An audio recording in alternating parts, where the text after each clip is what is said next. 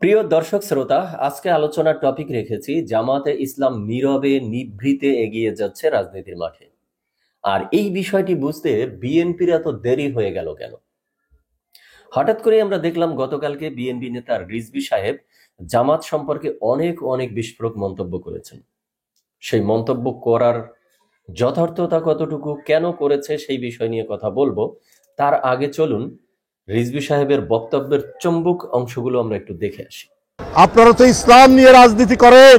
ইসলাম মানে কি বারবার মুনাফিকি করা? আবার দুই একটি রাজনৈতিক দল দেখি তারাও সবক দেন যে চাঁদাবাজ বিদায় নিয়েছে, আর কোনো চাঁদাবাজকে আমরা দেখতে চাই না। আপনাদের ৭১-এর অর্জন কি?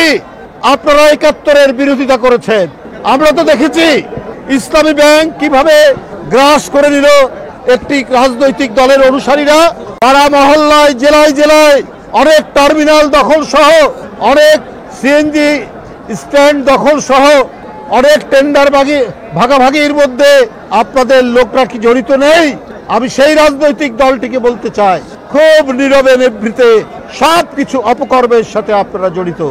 শেখ হাসিনার ব্যাংক আত্মসাতের পর, ৫ই আগস্টের পর আপনাদের আত্মসাতও তো জনগণ দেখেছে।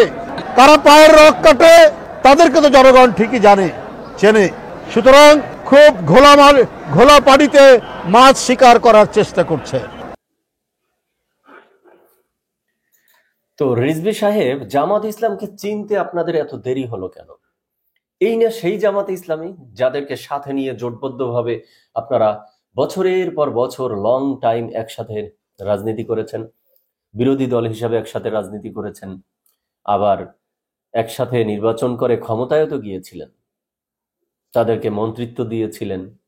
তো এত বছর তাদের সাথে রাজনীতি করলেন, তো তাদের রাজনৈতিক কৌশল কি, তারা কি স্ট্র্যাটেজি ফলো করে সেটি তো আপনাদের জানা থাকারই কথা।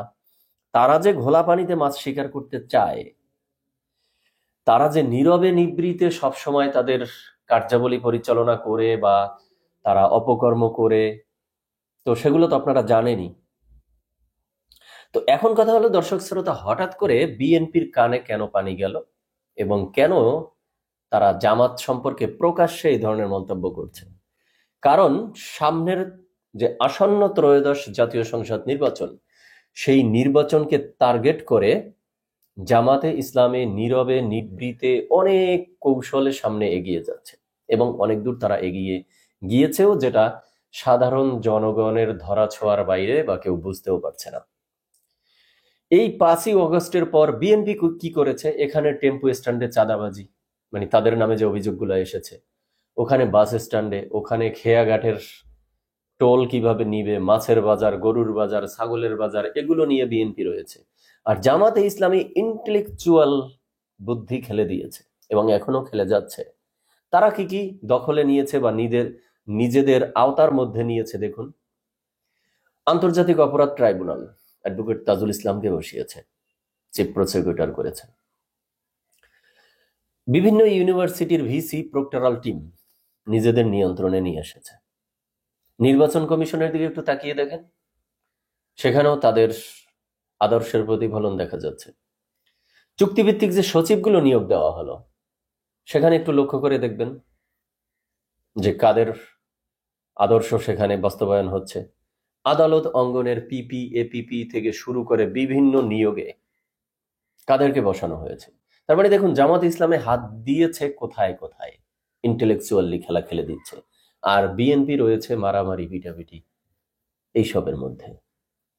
আর জামাতে ইসলাম এই আসন্ন ত্রয়োদশ জাতীয় সংসদ নির্বাচনকে টার্গেট করে বিভিন্নভাবে কূটকৌশল এবং চিকন বুদ্ধিতে এগিয়ে যাচ্ছে। আর বিএনপি সেটা সবেমাত্র টের পেয়েছে, তাই তারা গর্জে উঠেছে। কিন্তু এখন কথা হলো, রিজভী সাহেব এই জামাতের সাথে এত বছর গলায় গলা মিলিয়ে এত সুন্দর সুরে রাজনীতি করলেন, তখন মনে ছিল না যে এরা ৭১-এর স্বাধীনতা বিরোধী? এই ৭১-এর স্বাধীনতা বিরোধী যাদেরকে আজকে বলছেন যে জনগণ কিন্তু ভুলে যায়নি, তো জনগণ তো এটাও ভুলে যায়নি যে এদেরকে প্রশ্রয় দিয়েছেন আপনারা বিএনপি। এই জামাতে ইসলাম আপনাদের সাথে যুক্ত হয়ে যখন আপনারা ক্ষমতায় গেলেন, সেই ক্ষমতায় যাওয়ার পরের 5 বছর এই জামাত শিবিরের সমগ্র দেশব্যাপী সমগ্র অঙ্গনে যে তাদের পদচারণ, সেই সুযোগ তো আপনারাই করে দিয়েছিলেন। তো সেটিও তো জনতা ভুলে যায়নি যে বেইমানি বলেন আর গাদ্দারি বলেন, সেটা আপনারা বিএনপিও তো কম করেননি।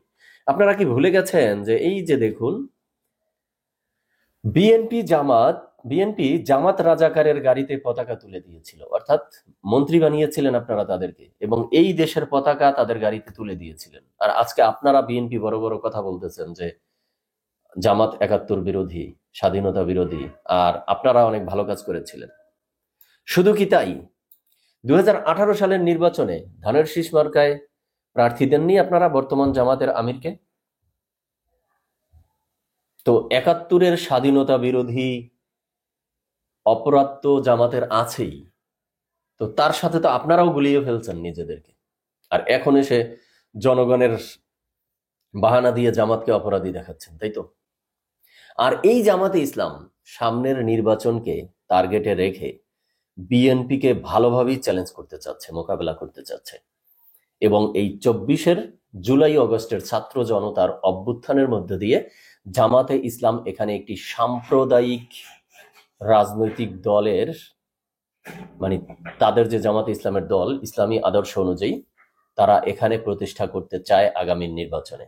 তাদের সবচেয়ে এখন বড় টার্গেট বিএনপিকে যদি তারা হটাতে পারে, আওয়ামী লীগ যেহেতু এখন রাজনীতির বাইরে, তাহলেই তারা তাদের সাম্প্রদায়িক দলটিকে ক্ষমতায় নিয়ে আসতে পারবে।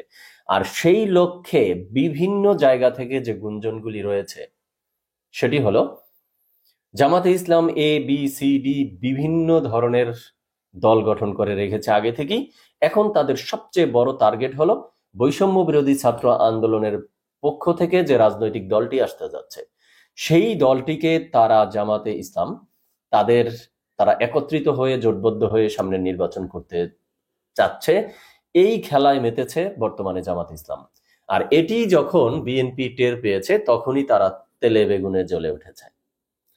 তো এখন কথা হলো, কেন বলা হচ্ছে যে এই ছাত্র বৈষম্য বিরোধী ছাত্র আন্দোলন বা জাতীয় নাগরিক কমিটি এরা জামাতের সাথে একত্রিত হচ্ছে, এটা কেন বলা হচ্ছে? দেখুন, জামাতে ইসলাম 71 বিরোধী, মুজিববাদ বিরোধী, 72-এর সংবিধান বিরোধী, এই সেম কথাগুলো কিন্তু ইনিয়ে মিনিয়ে বর্তমান ছাত্র সমন্বয়করাও বলছেন।